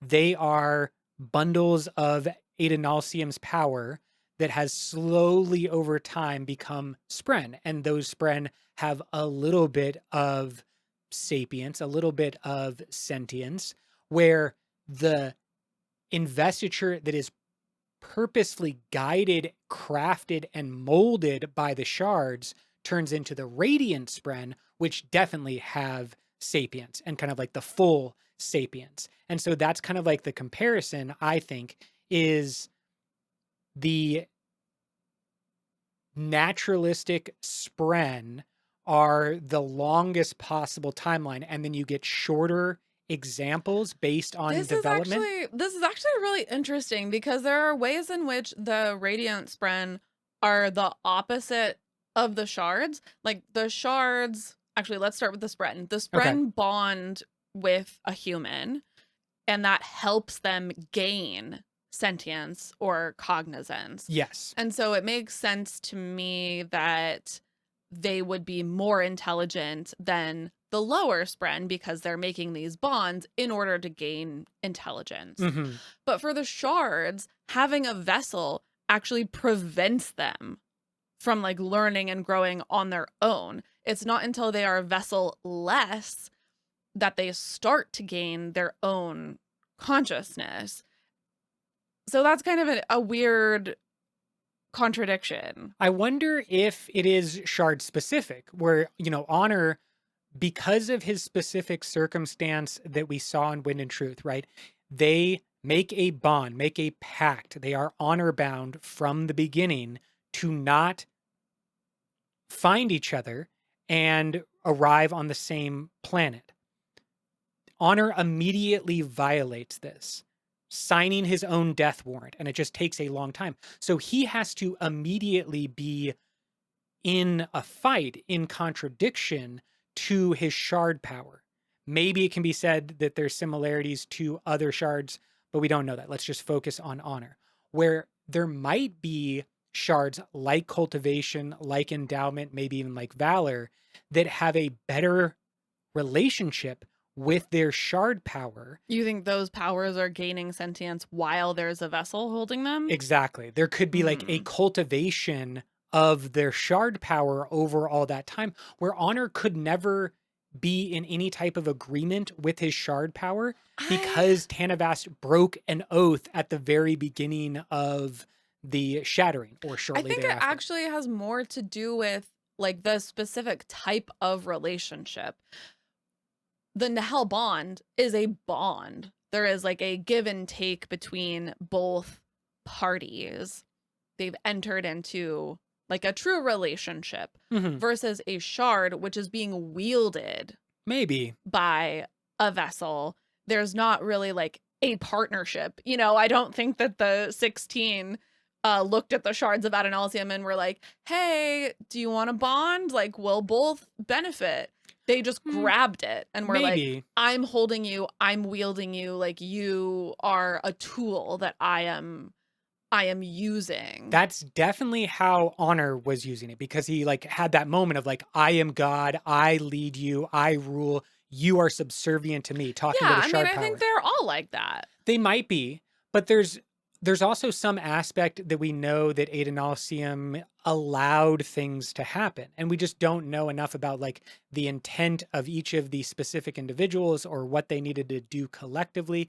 So I do think there's room there for more of a bond, but I agree with you that for like the purposes of this question and when it comes to Nightblood, there's definitely an aspect of growth and development, and I think it comes specifically when there are more bonds in place, when Nightblood has more interactions with, yes, first Vasher, but then Vivenna, and then Zeth and Lift and the Honor Blades. Like, Nightblood is growing his community, and through the growth of his community, he is growing as an individual and a sentience. And I think that might be what is important. If you are isolated, like the shard powers are all, you know, in quotes, supposed to be, then maybe there is less development, where if you're in a community, that community helps you grow into something new. These are all fun thoughts, and I like this theorizing quite a bit. Let's go to the next one from John. What's your name? John, and I have a theory that with the Unity Shard kind of as a possibility, I think that Harmony will become Discord, that shadow that's behind him in the Lost Metal will take him over and become Discord, freeing him up to act more, and he'll become kind of the villain of the Cosmere, and Unity will then transfer to becoming more of the hero, and they'll become more of the opposing forces in the Cosmere in the future. I know a lot of people are on the Discord is the big bad of the Cosmere bandwagon. I don't know if I see it right now. Yeah, I don't see Discord becoming worse than Odium. There was a really interesting recent Word of Brandon where he talked about the fact that embracing the intent of Discord might actually help Sazed balance the powers.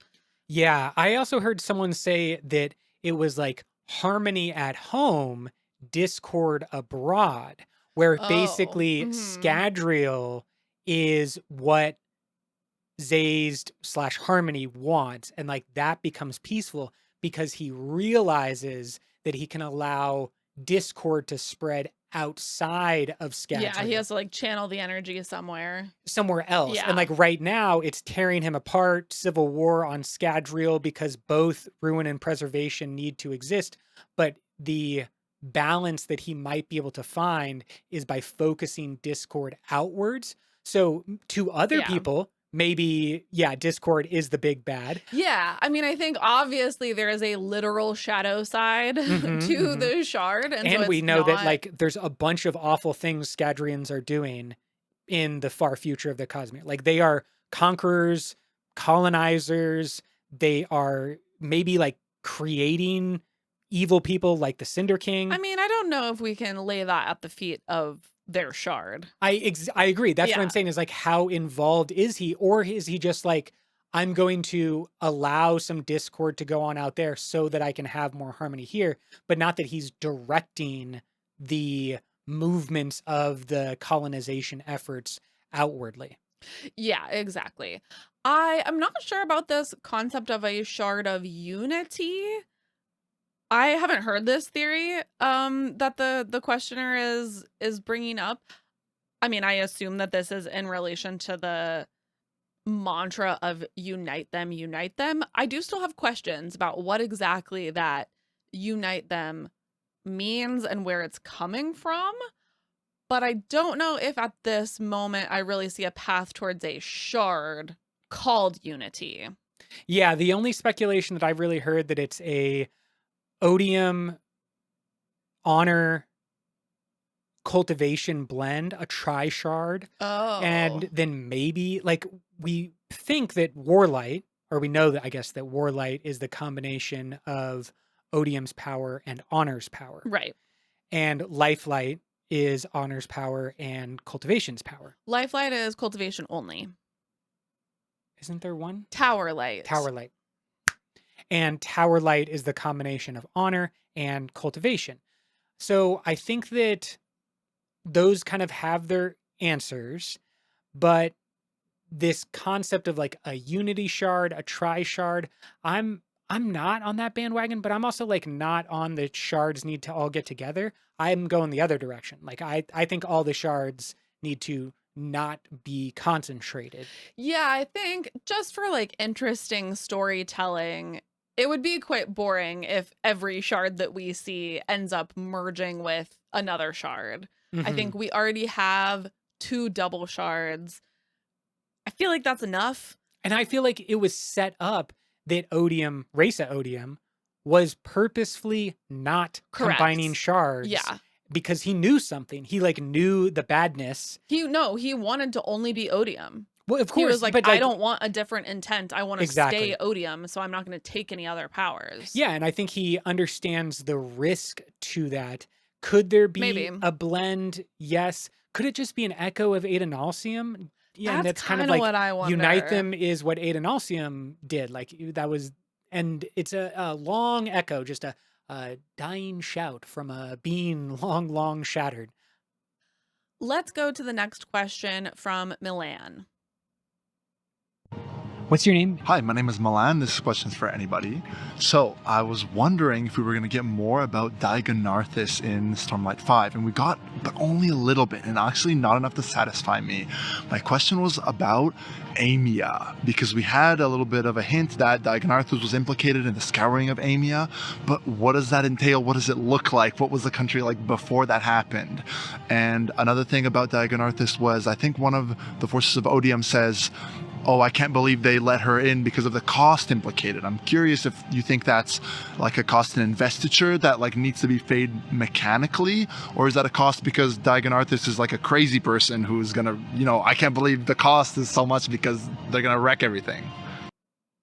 Yeah, Diagonarthus, a lot of interesting aspects, as was mentioned. And Amia, two things we don't know anything about. So heavy speculation Yeah. in this answer, but I definitely think that when it comes to that cost for employing Diagonarthus, and like it's too high, like what could be too high for a shard to bear? Like a shard should have infinite access to investiture, and so like what else could you want more than infinite power? And Diagonarthus clearly wants something. Yeah, and Odium is kind of like, we'll figure it out later. So there is some kind of delay. Like it doesn't need to be paid immediately for her services. So it does sound to me more like it's a consequence of using her power rather than a very specific cost that one can pay, for example, in investiture. We do hear that there's a similarity to Diagonarthus in regards to like consuming pain or consuming sorrow. From one of the death rattles, we hear, quote, "Let me no longer hurt, let me no longer weep. Diagonarthus, the black fisher, holds my sorrow and consumes it," end quote. Yeah, which is very similar to what Reza Odium was doing, absorbing or consuming his followers' emotions, like we see with Moash. So it's possible that this is the cost, that like emotion will be consumed if we employ Diagonarthus's power. She's also said to be very destructive, so maybe it's the result of her not being paid, essentially, that resulted in Amia's scouring. That Amia was destroyed because Diagonarthus's power was used there, and she didn't get what she needed. That's very interesting, and certainly would make some sense of like, what is the fear that people have around Diagonarthus? Oh, the example of the scouring of Amia. And I'm curious if there is going to be a, true display. I thought there was going to be a lot more unmade stuff happening in the first half. Maybe there won't even be that much unmade stuff happening in the second half. Like, I don't know, but I do love the concept of what you talked about in this panel in regards to Shallan potentially being an ambassador to the unmade. The one you would need to make sure was happy would be the one who has the highest cost or the highest potential for damage. Yeah. And so like, yes, there's Ba Edo Mishram, yes, there's Ja'anat, but kind of Diagonarthus is out there with this heavy toll that their power may come with. And so, yeah, that could be an aspect that Shallan needs to go to, like go understand Diagonarthus. Let's transition now to Bart's question. What's your name and what is the question or theory that you have? My name is Bart, and my question is, so Wind and Truth's postlude sets up Kaladin and the rest of the heralds returning to Roshar. Once this happens, there are bound to be instances of confusion and conflation between Kaladin and Jezrien, because entire cultures worship Jezrien. If/when this happens over time, do you believe Kaladin will take up more of Jezrien's traits, as Kaladin's cognitive shadow is influenced by Jezrien's impact? Yeah, great question from Bart. And we are a little bit of time removed from when Bart asked us this question. And he also got the opportunity to ask Brandon one day after Exactly. this panel. So we actually have the answer from Brandon himself. He essentially said that, yes, this is definitely a possibility as people become aware of Kaladin. They may not necessarily recognize that he is Kaladin, particularly people of other countries or cultures. And there will be some pressure on Kaladin in the way that people are perceiving him. There is this effect on the heralds, and the heralds are aware of it. Right. He also mentioned that this is especially when they're in the spiritual realm. I thought this was the most interesting part of the answer. Yeah. Is that when they're in the spiritual realm is different than when they have a body, which is maybe why we see Ash acting the way that she does in the destruction of idols. Mm-hmm. When she's in her physical body, she like knows and has control over what she wants to do, which is to make people stop influencing her when she has to go back to the spiritual realm. Right. Yeah. And so I think that Kaladin, yes, is going to be influenced while he is in the spiritual realm bubble. But as soon as he drops back into his body, you know, conceivably when we see him again, there's going to be less influence. And I don't know if he's going to go back to us. Like, I don't know when he could possibly be influenced the most other than in the gap period between 5 and 6, but it also shouldn't influence.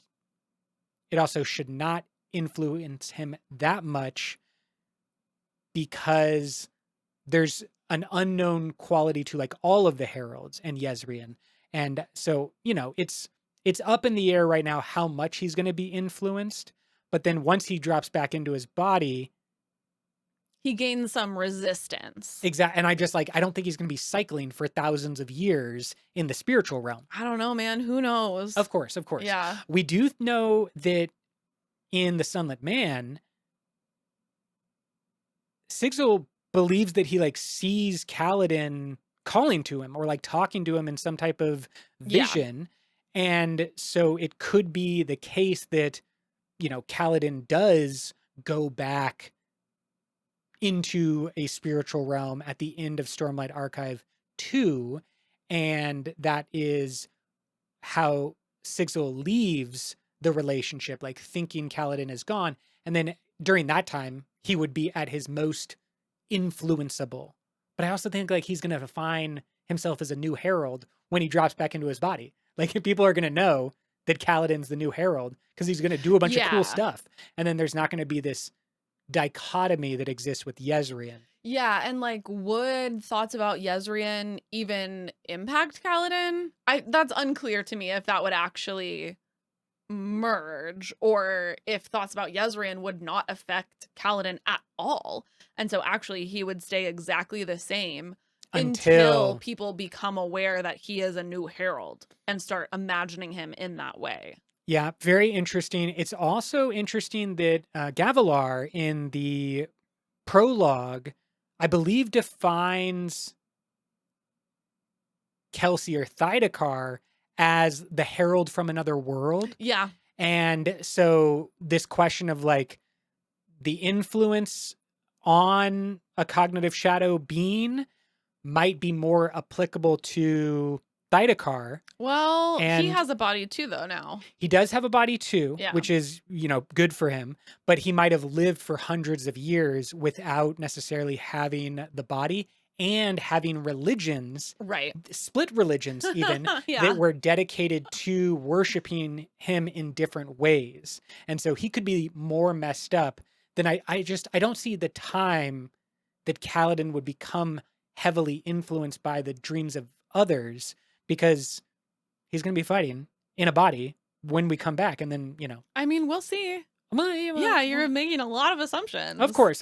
I mean, I'm not making the assumption in the regard that like he's going to have a bunch of screen time in the back half. Yeah, but that doesn't mean he's going to be in the physical realm. Well, yeah, I guess that's true. Yeah. How weird if we just spent a bunch of more time in the spiritual realm. The spiritual realm was already confusing enough. I don't know if I need more of it. Okay, let's go to our final question from this panel, which comes from Mark. What's your name? Hi, my name is Mark. I think what Retribution did with Dalinar, or the Blackthorn, is really what the Unmade, how they were made. And kind of an extension of that is that what Odium's been doing is taking some spiritual or cognitive aspect and stripping it down, unmaking it. And that the intelligent Unmade that we know of, specifically like Sajanat and Baueda Mishram, are splinters or some aspect of different shards that Odium stripped down. So Sajanat, I think, is either autonomy or ambition, and Baueda Mishram is perhaps cultivation stripped down. I think that this is an interesting thought. I will say that we do have confirmation that the Unmade are splinters of Odium. So you're at least partially correct in that they are splinters, but they are said to be specifically splinters of Odium. Right, rather than an autonomy or other shard. Yeah, exactly. Maybe they became splinters of Odium because he like used enough of his investiture to corrupt whatever existed before. It's not clear to me that splinters work that way, that you can like change something from a splinter of one thing to a splinter of something else. I think that's just called corruption, but it's really unclear how the mechanics of that would actually work. That's true. Definitely unclear how the mechanics would work. Obviously, I have a pet theory that You love this theory. It's a good theory. I think that the splinters of Odium are exactly that. They are taking an existing thing, a large spren, and then using Odium's power to corrupt it, turning it into an Unmade. But I do think that, you know, there are several examples on Roshar of these existing forces, these existing spren being co-opted by the shards, the Night Watcher, you know, being one example, the Stormfather being another example. Like, Well, they the start as three- spren. The three that we actually hear about are the night, the stone, and the wind. No. Those ones are not necessarily the co-opted versions. Maybe the Night and the Night Watcher are more linked, but the Stormfather is a separate spren. Yes, correct. And then Honor wraps up himself, making him a splinter eventually, and like then finally like dumping his cognitive shadow into the Stormfather. But I think that that is an example of what could have happened to other spren. And I will just say, from the Cosmere RPG, the Stonewalkers campaign, there are other large spren on Roshar. And while I still don't know like 100% the canon nature, it's said to be a canon story, and there's like other large spren in this story that, to me, A, they're not Unmade, but B, if they had been splintered by Odium, could have become Unmade-like. Still so many questions about the Unmade. Whoo, man, I am excited. That's why I loved this panel so much. It was great to be able to talk about theories in the second half of the Stormlight Archive. Thank you all to our fellow panelists. It was a true pleasure. And of course, thank you to everyone who came out and listened, but most thanks goes to you, the listener, right now. Thank you so much for being here. You can get more bonus episodes and tidbits by joining over on Patreon. But, Brooke, can you take us away? Until next time, life before death, strength before weakness, journey before destination.